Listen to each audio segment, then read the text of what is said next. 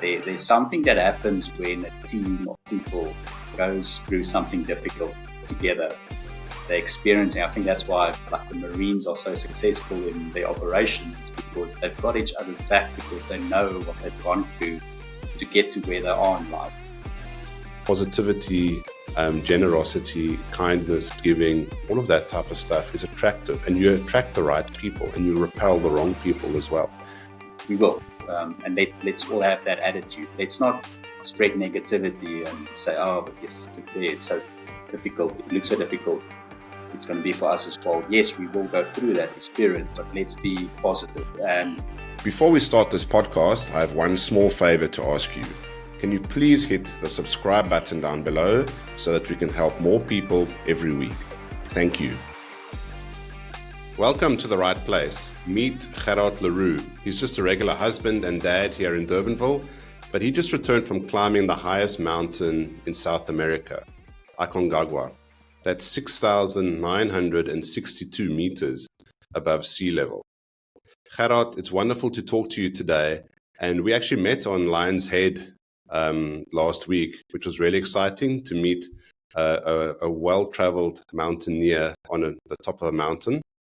So what's Gerhard's day job, you ask? Well, he's the national head of capital growth at the Connect Group, which is part of the Saka Technologies Group. And they provide retail merchants with fintech solutions that connect into cash management, access to business funding, card payments, prepaid bill payment, products and services. So this episode is for any professional or business owner who's facing a big mountain in front of them. He wants to know how to use their roles to maximize their relationships and enhance their environment to reach their own summit. Gerhard, it's wonderful to talk to you today. Thank you so much for your time. Thank you, John. It's a privilege and a pleasure to be here. Excellent, Gerhard. Gerhard, now one does not just go to South America and climb the highest peak, Aconcagua. It's on the other side of the world in Argentina. It's very remote to get there. And then it's 6,962 meters high. When did this dream of yours become a reality and something that you were moving towards? Yeah, so I made this daring and probably a little bit crazy decision December 2023. I needed to give myself enough time to prepare both mentally, physically, and probably financially as well, as I realized throughout the process. But I think the mindset probably happened several years ago, where I realized that in life, things happen to you that's out of your control, like sickness, financial stress, a family member maybe passing away. And yes, it's tough and it's difficult to get through it, but you've heard all of these stories of people that gets through it and they are stronger in so many different ways. But what I've realized is the typical human being then gets comfortable when their life is okay, where I think you need to challenge yourself and put yourself in other uncomfortable positions that's going to let you grow further. So obviously the more daring the goal is, or the challenge, the bigger the reward is. And it's not necessarily getting to the top. It's also the process of getting there in terms of training and preparations and just the mental fortitude that you build up. So yeah, the dream started about in December 2023, and it was a proper 12-month planning session to actually get to the start and then just push through to try and get to the top. Gerhard, why do this now? Is there anything significant about this time in your life? You're a dad, you're a husband, you're highly successful in the business that you operate. What were you looking to get out of this personally and even professionally? So John, I've got this, I want to call it mentality, or some people might even say it's potentially a mantra, where I visualize hell not as a place where you go and burn for eternity, but actually hell for me is potentially getting to the gates of heaven. But instead of going into heaven, you meet a version of yourself you could have become if you took all the opportunities that life gave you. And yes, opportunities like climbing a mountain and doing a triathlon and all of these extreme adventures is one component that grows you in terms of your character. But as human beings, we also go down the wrong roads, whether it's substance abuse, etc. So those are also decisions that you make that you are going to regret. So imagine the sadness, the regret, and the disappointment sitting on a bench next to the best version of yourself and watching a highlights reel of what you could have become if you just made the right decisions, took those challenges and opportunities, both in your personal life and your professional life. So I wake up every day trying to make a difference in my life, that I can grow as a human being.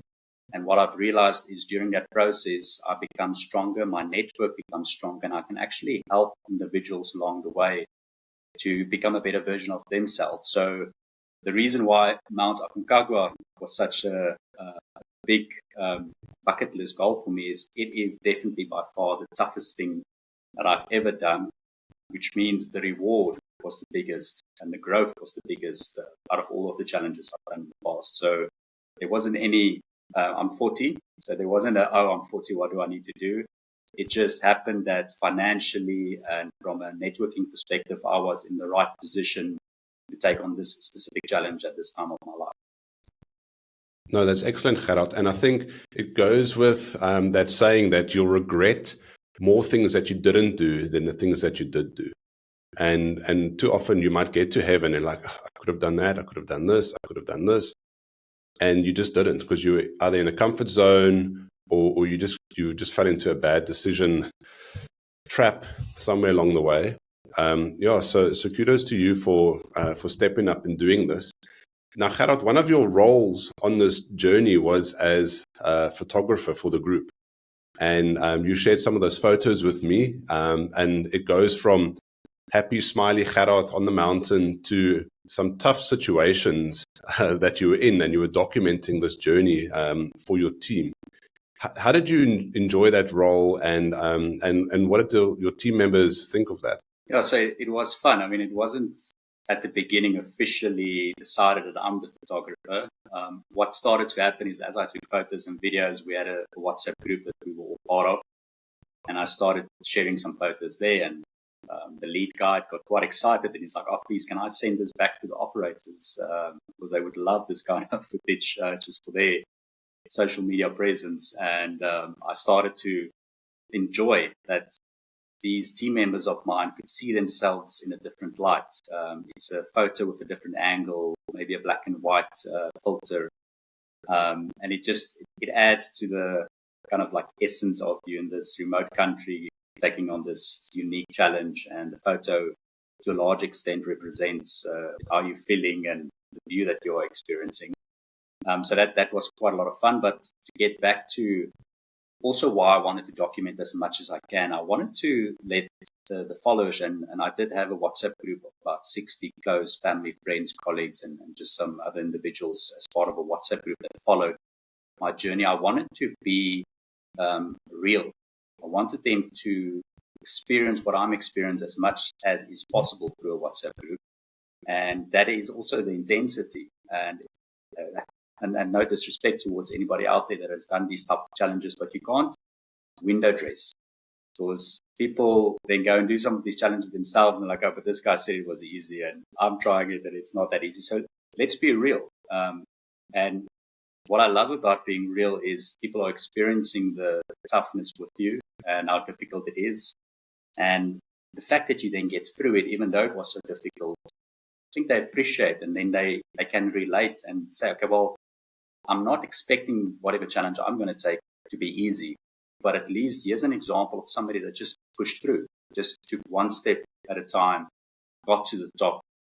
As uncomfortable as it was, the reward was worth it. So I think we need to be a lot more sincere in even our social media presence, rather than window dress and make it look like everything is hunky-dory.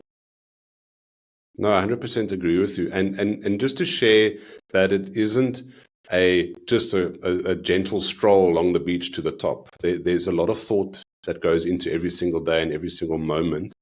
And also then for you to have that interaction and that encouragement from the team. I mean, that's really important. I mean, you're doing this for yourself, but you're also doing this for your family and friends. And talking about your family, you had to leave your husband, your wife Christine behind, and your two children. How did you prepare them that dad's going away for 2 or 3 weeks? Yeah, I think to some extent they are used to their dad doing crazy stuff. This is the longest I've been away from home, so that definitely added an element that they were not used to.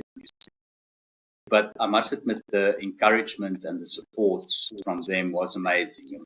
When there was about 100 days to go for me to leave South Africa, kids made these countdown notes, and which they stuck against the wall. So on the one side of our house, it was just looks like I don't know, like a Smartie box, 100, 99, 98, 97. So the ritual was every morning I needed to pull a number down, and that actually added to the excitement. And yes, there were probably a few tears when I left South Africa to go on the strip, but it was also excitement because they knew how much effort I put into this, and that they were going to be part of the journey, even though it's through a WhatsApp group. I think it strengthened our family, and I'm hoping that it gives my kids an example that anything is possible if you put effort and put your mind behind it. And I'm hoping that that's an example that they can one day use to their advantage as well. No, excellent, Gerhard. I think it is a wonderful example for the dad to go and do something crazy but cool. And also, I mean, I always believe it's good for your kids to miss you. They sometimes get in the comfort zone. Dad's there, is helping out, doing this and that. But you don't know what you've got until it's gone, or just temporarily out of the country. So I think that's a wonderful example. But that wasn't the only thing you left behind. You left behind your role as National Head of Capital Growth at the Connect Group for this period of 2 or 3 weeks to go climb Aconcagua. What does that show you about your colleagues, that they were able to just carry on with the business and keep the ship afloat? Yeah, so that was, and it's actually ironic because I really love what I do.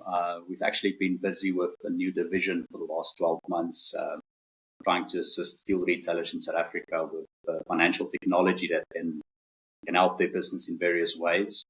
So there was actually some FOMO from my side because we're in a period in the growth of the business that a lot of exciting things are happening. So it was very difficult to not go into my email inbox or into Slack to just kind of like see what chatter is happening. But what was quite rewarding and reassuring is when I got back, it's not just that things were fine, things actually carried on and progressed. Which is great. You don't ever want to be an individual that when you're not there, things stand still. You want to empower your colleagues so that they can just carry on and flourish. And I think that's also a value that we share within the group, is to make sure that any individual can stand in for you for a certain period of time and the process of business carries on. So that was quite nice to come back, and also to see that my inbox was actually not that crazy. Which is sometimes, I know when people go and leave and they come back, it's probably 2 days of just getting through the email backlog. Gerhard, that's well planned then as well. And I'm sure they also had some FOMO on their side that they weren't on the mountain with you. Now, during your climb of Aconcagua, you were led by a guide, someone you have to put a lot of trust in right from the get-go. And you might have had some contact with them before the time, but you get to South America, get to Argentina, and now you've got to trust somebody. And you've got to trust them that you might know a lot about climbing and everything, but this guy's the baas van die plaas, if I can use that South African term. And he knows the area and everything. Tell me about building that relationship with your guide and any stories around that. Yeah, so we were all really comfortable and actually impressed with their repertoire, their climbing record. That's the right term to use. So the lead guide, Andy, has successfully summited Mount Aconcagua 5 times. The local guide more than 30 times. So these individuals came with a lot of experience. So we were comfortable from day one. But there's obviously characters and personalities that you need to uncover. And there's always unwritten ground rules that you establish as you go through the process. But it was just amazing, not just with the guides, but also the company we used. The admin in the background was seamless, which also gave us a lot of comfort. Things went according to plan and timing. We never were in a position that we did not know what's going to happen. But then as soon as we started hiking or going up the mountain, it was always the local guide in front because he knew the best route. And then the main guide, Andy, always right back. He would not let anybody fall behind. And that gave us that assurance. And what was quite prevalent as we started engaging at the different camps, because then you've got time to sit around a table, maybe have a beer or a glass of Malbec red wine, which is quite popular in that area. Then you start to learn and experience the individual. And both Andy and Diego, the local guide, cool, calm, collected, always happy to explain anything in as much detail as is necessary, pushed us when we needed it, because it helps with acclimatization and adapting to the environment, but also very quickly saying, okay, you're feeling a little bit tired, let's take it easy. Let's maybe sleep half an hour longer. Let's try and leave earlier so that we're back earlier and you can take an afternoon nap. So all of these small tweaks, I think, definitely assisted us, and also believe that's why we had such a big success rate in terms of the number of team members that eventually summited successfully. No, that's fantastic to hear. And then you also had to build relationships with people from around the world. You had some climbers younger than you, some climbers older than you. What can you tell us about that process of getting to know the people on this incredible adventure? Oh, this is always actually the fun part, and why I'm saying this with a little bit of experience. I did Mount Kilimanjaro about 15 years ago, and it was with 3 other people, also from different countries around the world. And although it's 15 years ago, I can see each of those individuals' faces in front of me as if it's yesterday. There's something that happens when a team of people goes through something difficult together. They're experiencing, I think that's why like the Marines are so successful in their operations, is because they've got each other's back, because they know what they've gone through to get to where they are in life. So I was expecting the same experience with Mount Aconcagua, but what was interesting with this group of individuals, we had 2 from Scotland, there was 4 people from the UK, 1 from America, and then myself from South Africa, is these are everyday average Joes and Janes. These are not mountaineers that's trying to climb the 7 summits and they've got this repertoire of mountains that they've successfully conquered. They were a bookkeeper, a salesperson. There was actually ironically 2 firefighters, 1 from the UK and 1 from America.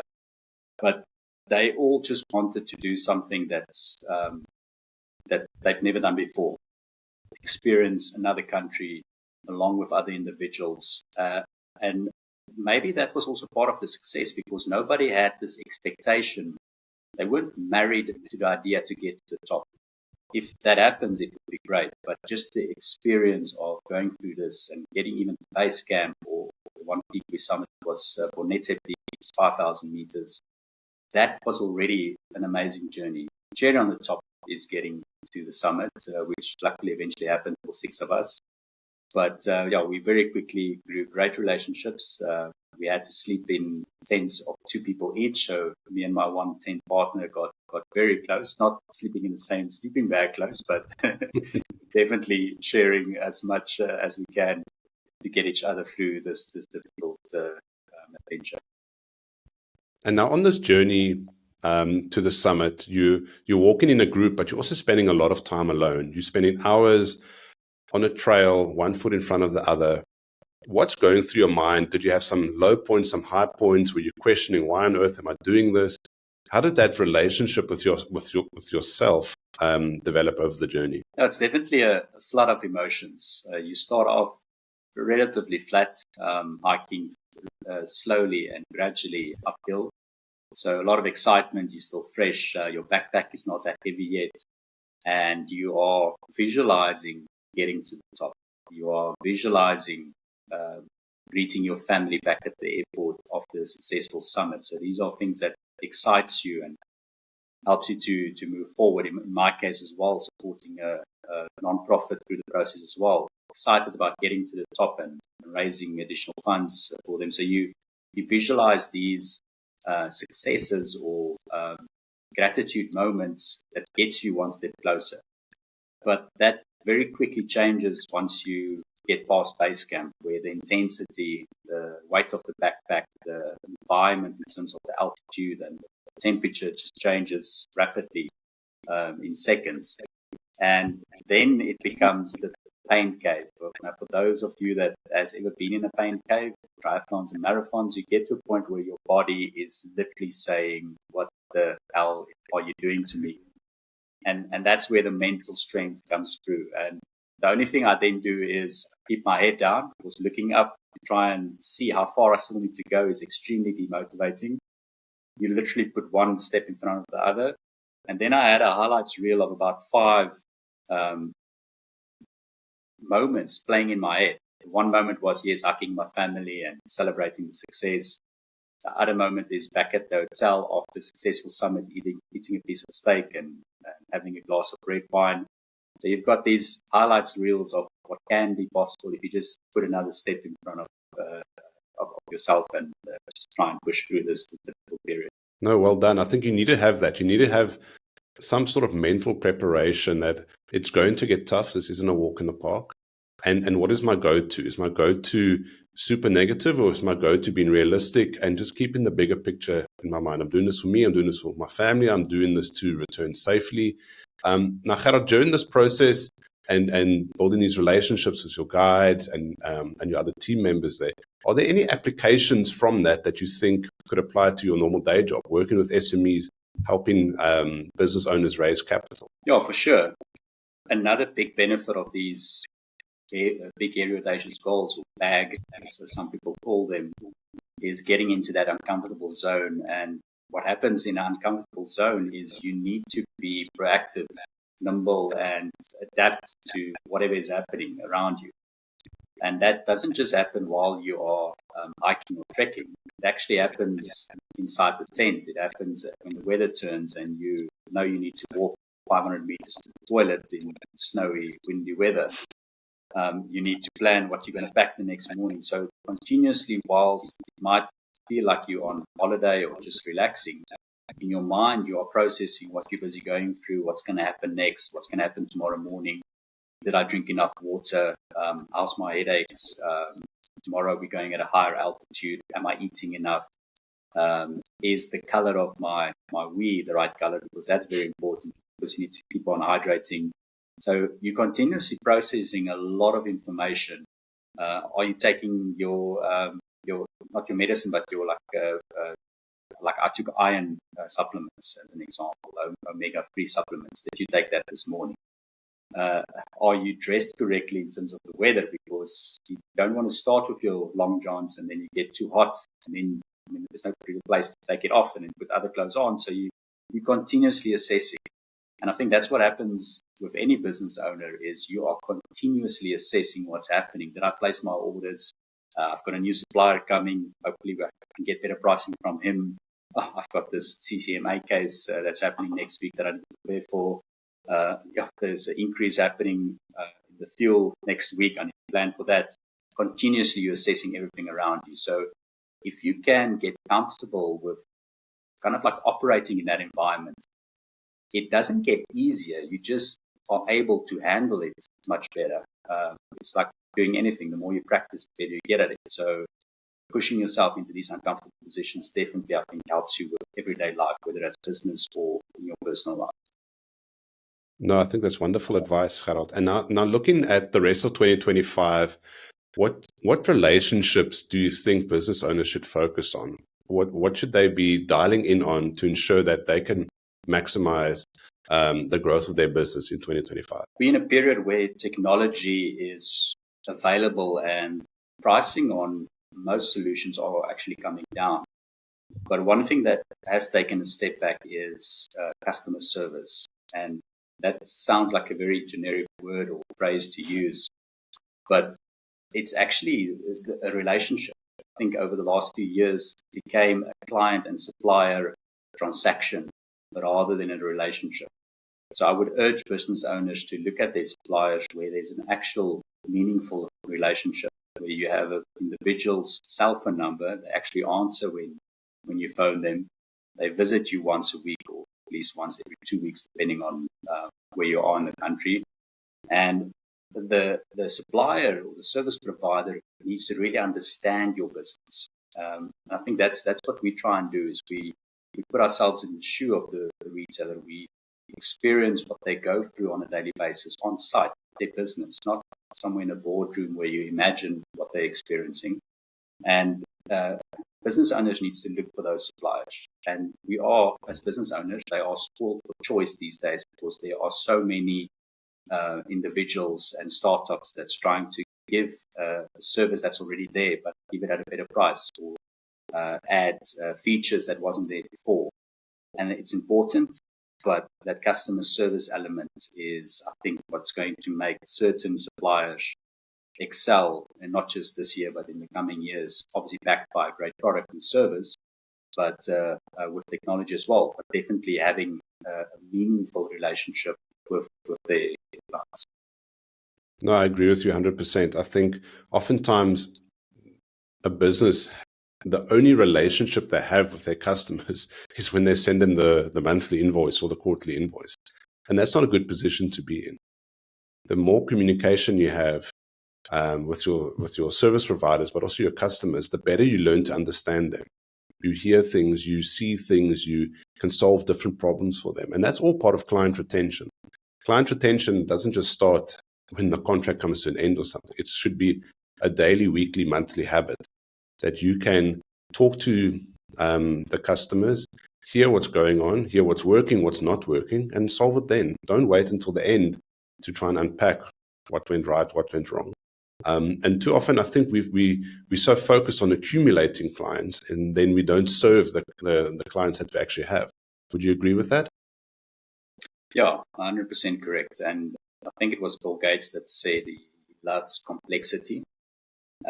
So if you are in a position where you've got a great relationship with your client, you are actually listening to what they're saying, not thinking what you're going to sell them next.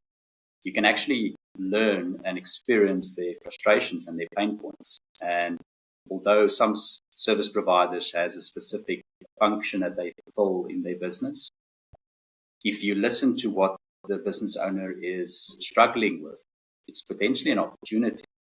And you can potentially add a division or a feature to your current product that you can meet that need. Because I promise you, 9 times out of 10, what the one business owner is experiencing as frustration, there's thousands of others that's got a similar situation. So we love complexity.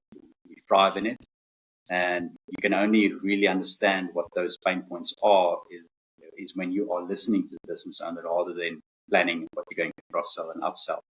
And ironically, that gives you more client acquisition, because now that business owner becomes your salesperson or your spokesperson. You don't have to necessarily run around trying to sell your product or service, because you're actually providing such a great service to one that person tells to other people. And obviously, the process continues.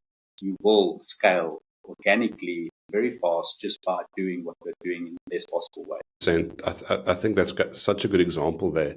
Now, Gerhard, let's go back to Aconcagua and let's talk about the environment around it. When you got to base camp and you could see maybe a little bit of the top of the summit there, was there anything that surprised you about the landscape or that you started getting worried about? So the two elements that I knew I was not equipped to handle was the temperature, the cold, as well as the altitude. Obviously, limited exposure to those two components in Cape Town. So when we reached base camp, which is 4,300 meters, and to put that into perspective, the highest point in South Africa is Drakensberg at around about 3,400. So you're already about 1,000 meters higher than the highest point in South Africa. You're already starting to experience changes in your body, definitely struggling to breathe. It's a really, I don't know how a panic attack feels like, but if I had to guess, it's quite close to that. You just can't catch your breath. Doesn't matter how hard you try.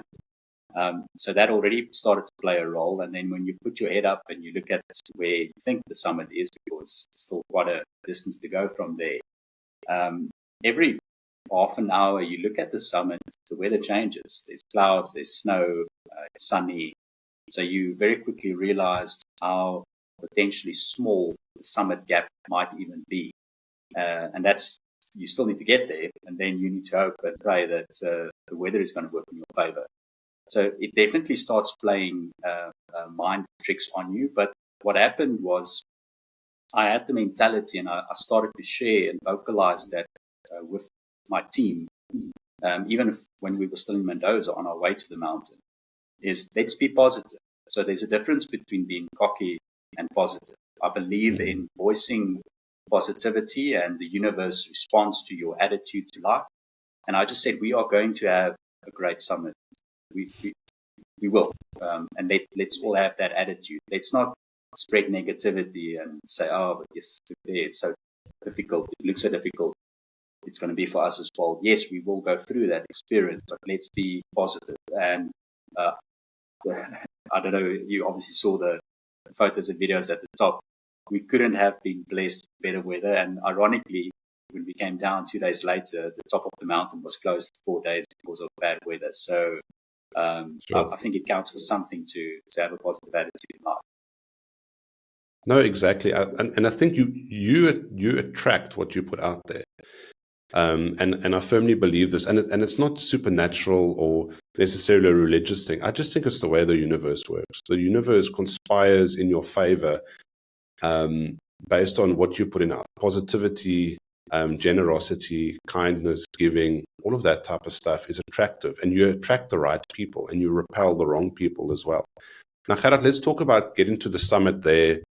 Does that just accelerate the entire journey? You've gone through a year of preparation, you've taken 10 or so days to climb to the top, and then suddenly the summit's in front of you. This is it. This is all coming to this point in your journey. Tell us about getting to the top and then just being on the top. What was going through your mind? Yeah, so the toughest day in my life was the summit day. We woke up at 3 o'clock, started the trek at 5 in the morning.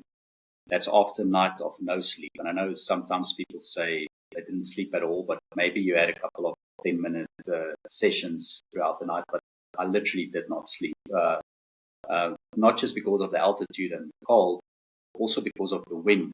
So if the wind blows that tent, it literally sounds like somebody's trying to break in. So even when it feels like you might doze off, all of a sudden it sounds like a hurricane hitting you. So then you awake again. But also you're quite excited for the day that's going to happen with the summit attempt. So there's all of these emotions going through your head. So started with like no sleep, minus 22 degrees when we woke up. Then when the wind obviously blows, that wind chill can take the temperature close to minus 50.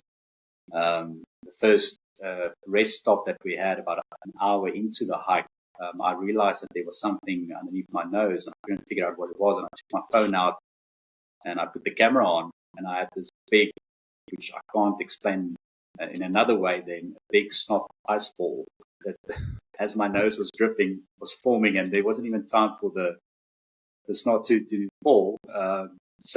And I couldn't get it off because it was frozen to my mustache, and I had to find a way of just kind of like melting it my puff, which was quite funny. And none of my team members told me about it, not because they were worried that I'm going to be ashamed. It's just they were in their own world. They were struggling to get one foot in front of the other.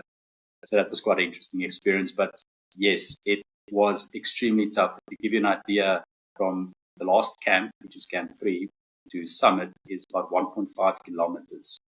It took us 8 hours to get there. So that just gives you an idea of how slowly you are walking, not because you are pacing yourself. That's just your top speed. And you literally take about 3 or 4 seconds to take one step. It's also extremely dangerous because, yes, it's a trek. There's not ropes and stuff like that. But if you do misstep, you start sliding. And we've got ice axes as a way of securing ourselves if something happens. But again, you're tired, so you're focusing. But as the sun comes out, that's a very enlightening experience. And as you get closer to the top, that idea of that you might be successful starts to grow inside you, and it does push you forward. When we got right to the top, the first couple of moments we just all laid down and basked in this amazing journey that we've been through. You really then go into overdrive mode by making sure that you get your pictures, through pictures and videos as much as you can, because you don't want to stay there too long. And it's not a switch that happens that now you reach the top and all of a sudden you're a better version of yourself. For me personally, that happens on the way down. on the way down, you're actually experiencing the environment. Because on the way up, you were head down, looking at your feet, one foot in front of the other. But on the way down, you can actually start looking around you and experience this. And now all of those highlights reels of seeing your family at the airport, eating that steak and drinking that glass of Malbec and handing the check over to the NPO. Now you are actually visualizing it and it's a reality. It's going to happen. Obviously, you still need to safely get down, but that starts to sink in. Then you start to reflect on what you've actually achieved, not just actual summit, but how much time and effort the last 12 months you've put in to get to this point. And gradually, that's where this new version of yourself starts igniting or switching on inside you. And that's something that you need to experience. You can't really explain it. But yeah, it was a really tough day, but worth every single step of sweat, blood, and tears that I took. No, well done, Gerhard. I mean, to go through such an amazing experience, you come back as a different person. And talking about the comeback, I mean, what goes up must come down. It's still a lot of hard work to get back to base camp, to get back to Mendoza, fly to South Africa. Tell me about that journey coming back, because you're now on the top of South America, still very far from home. What was that journey like? Yeah, so initially we all made jokes of we were hoping that there was these big plastic bubbles at the top that you zip open, climb in, close the zip, and then just roll down, which I think some of us would have definitely opted for. But you're 100% correct. When it came to blisters, the first blisters we all experienced was on the way down. I mean, you're carrying a 20-kilogram backpack. You are wearing about 6, 7, 8 kilograms worth of gear. You're going down at a very steep angle, so you can imagine that pressure or intensity on your feet, because that get pushed forward every time. We were still wearing crampons, which obviously is like spikes that secures you on the ice or snow to make sure that you don't slip. So those blisters form very quickly, but you, at that point, obviously, you've got no choice. But besides that, you are imagining getting down to base camp and having amazing food and just a good night's rest. So that helps you to get through it. At base camp, you start to plan your exit strategy the next day. There's still another 26 kilometers of trekking out to the park entrance. That was actually a little bit of fun. Like you said at the beginning, I'm not the oldest, but I'm also not the youngest in the group. So I wanted to give the two youngsters a little bit of a run for their money, see if my trail running was still up to scratch. And I must admit, I did leave them in the dust. That got us to the last camp quite quickly, where we enjoyed a couple of beers while we were waiting for the rest of the team. But that just added to the excitement of actually finishing the actual hike. It's another 3-hour drive from the park entrance to Mendoza. We got back to the hotel, just threw our bags down, had something to eat quickly, and then just passed out. And yeah, the next day was all about getting ready for the trip back, but then also planning the celebratory dinner, which happened that evening with a platter of any kind of steak that you can imagine. That's what Mendoza is quite known for, with obviously some good red wine. And that was a great experience, topped off with actual original Argentinian ice cream at one of the stores around the corner. And yeah, then the trip back was trying to sleep as much as I can on the plane, and just looking forward to that moment of my kids running into my arms and hugging me for the first time in almost 3.5 weeks, which was an amazing feeling. No, well done, Gerhard. That's amazing, and it's probably the best steak and best glass of red wine you've ever had, and you can actually deserve it. Like, you thoroughly deserve it to celebrate and to have a bit of a closing moment with the team. I mean, you've just done something absolutely incredible that not even 1% of the population on Earth will ever get to do. And to have a proper closeout session, share stories, laugh, and that everyone made it safe and sound. I mean, that's really, really excellent. And now thinking back, I mean, you've been back in South Africa now a couple of weeks. Would you recommend Aconcagua as a worthwhile adventure for someone to add to their bucket list? Yeah, for sure. Depending on what you've done previously, it might not be the best first option. I would recommend if climbing a mountain is something that you definitely want to put on your bucket list. Maybe Kilimanjaro as a first port of call, and then Aconcagua is maybe a wiser option. And just to be fair, I mean, the one youngster, 20-year-old American firefighter, he never climbed a mountain in his life, and he summited Mount Aconcagua successful. So depending on your fitness, your makeup in terms of altitude adaptation and these type of things, it's not impossible. But personally, I would do Kilimanjaro first. So it's definitely an amazing experience. The operator we use, Jagged Globe, they do multiple adventures in terms of intensity, altitude, mountain skiing. There's quite a lot of adventures. So that, yes, depending on your background, just start cautiously, but don't shy away from putting yourself in an uncomfortable position, and you'll very soon realize how much you're actually capable of doing. And I promise you, those bucket list items are contagious, and the intensity or the extremeness of it will just increase over time as you get used to this reward of finding a new version of yourself when you get through some of these challenges. No, that's wonderful to hear, Gerhard. Now, Gerhard, you're involved with an NPO back here in the Durbanville side in Visantacrol, and it's called For the Long Run South Africa. Something very close to your heart. You're an avid runner, trail runner as well. Tell us about that NPO and the impact that it's had in the Visantacrol community. So I think I mentioned it earlier. My life as an adventurer started several years ago. I went through a tough course about 10 years back, and one of my bucket list items, besides financial freedom and getting my own place again and spending more time with my kids, was to run a marathon. And it's probably one of the best decisions I've ever made in my life, because that journey of running fit and eventually running a marathon, it helped me to deal with a lot of things that happened in my past, and just kind of like do a self-reflection on a daily basis through these 5Ks or 10K runs, depending on what training involved. Now, to cut a long story short, that process helped me to not just get myself back, but start unlocking versions of myself that I did not know existed. So when I met my current wife, we've now been married for 4 years. She went through a similar bad divorce, also about several years ago.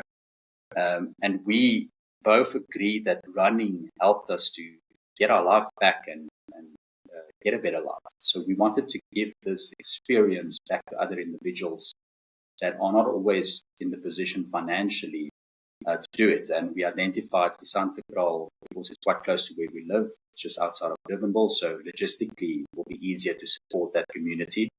And the idea was simple. An average runner replaces their shoes every 6 to 8 months, but there's still a few 100 kilometers of running left on those shoes. So a runner that's in a financially better position can donate those shoes to our NPO. We put it on the feet of an individual in Visantacrol, and then every Sunday morning we meet with them and we take them for runs. And then they work towards big goals like Two Oceans, Comrades. We also do the Winelands Marathon on a yearly basis. And the idea is not just to let them experience a race like this and get a medal at the end. It's to let them see that there's a whole other world out there. During these races, they are running next to CEOs, next to doctors, and they actually feel like, okay, well, during this race, we are equals. I'm actually running past this probably very wealthy individual, but I'm just from Visantacrol, and I'm actually running really fast, and I'm actually getting a silver, and just to see that experience that they go through is extremely rewarding. And some of these individuals have gone on to secure really good positions. The one is working at Vision Active and he's busy studying to become a personal trainer. And I'm not saying that it was just our NPO that led him to that. He obviously had the right mindset of not letting his circumstances dictate his future. But we feel that we played a role in letting them see that there's a bigger world out there. Unfortunately, some of the individuals we do lose to the gangs in the community. We don't then try and get involved because that's quite a different kettle of fish to try and circumvent. But they all know that we are there every Sunday, and they're more than happy to come back whenever they feel they want. No, that's wonderful. I think it's a wonderful example of helping people with something that has helped yourself, and teaching them about the law of running, as Tim Noakes calls it. Now, Gerhard, if someone wants to get involved or donate or support for the Long Run South Africa in any way, what's the best way for them to do that? Yeah, so you can get hold of us. Probably Facebook is the platform that we're most active. You can just search for the Long Run. If you've got any second-hand running shoes or even running clothes, will definitely be welcome. There's always some feet that needs them. We are quite privileged. There's a few angel investors that have seen what we are doing, and they are contributing to us on a yearly basis. And that's predominantly for like snacks during our Sunday runs. We do get a lot of support from organizations or companies like Sports, so they also give us shoes once or twice throughout the year. They also give us free entries to Oceans because they sponsor that event. But yeah, you can get involved in any way that you feel is going to add value, and if that means that you just come for a run in Santa Cruz one Sunday morning and experience the group for yourself, that would be great. I would just like to warn you that these guys and girls are really fast. So if you're coming there with an attitude of giving them a run for their money, just be prepared. Excellent, Gerhard. Thank you so much. Gerhard, it's been a few weeks since you got back. Would you say that this journey to Aconcagua, to South America, brought you closer to your right place? Yes, in more ways than one. You have an idea that going through something like this is going to unlock a new version of yourself, especially if you've got a history of doing daring adventures. But we don't appreciate, or I don't think we always expect the impact it is going to have. And not just in ourselves, what we've gone through, but also what it meant for people around us, and the words of encouragement and congratulations afterwards adds to also why I've done this. I think some people, this experience of going through this with me has potentially helped them take that next step, take on a daring adventure. So that's also quite a rewarding feeling that I play a small part in potentially helping somebody to say, okay, well, I'm going to get off the couch, and my goal is to actually do a park run in the next few weeks and not stop once, just run the whole 5K. So these are, for some people, a massive mountain. And if I can play a small part in igniting that fire, what a pleasure to have the privilege to do that. No, I think that's a wonderful testimony to getting out of your comfort zone. And it just might lead you to a new direction, a new path, and you'll thank yourself one day for doing that. Gerhard, this has been a fascinating discussion. Thank you so much for sharing your story of your successful summit to Aconcagua in Argentina, and also some of your business insights with us. If people want to learn more about you, about the Connect group, what's the best way for them to get in contact with you? So I'm on most social media channels, LinkedIn, Facebook, Instagram, TikTok, probably the most active on LinkedIn. So please reach out to me there, and you'll be able to find links to our websites and everything else that we do through those channels. Excellent, Gerhard. Ladies and gentlemen, please connect with Gerhard Roux. Please also check out www.connected.co.za. Subscribe to the Right Place podcast. And please share this episode with your connections, especially those who are adventurous or runners. Please support For the Long Run South Africa as well. Gerhard, thank you very much. My pleasure. Thanks, John. Thank you, everybody, and we'll see you next time at the Right Place.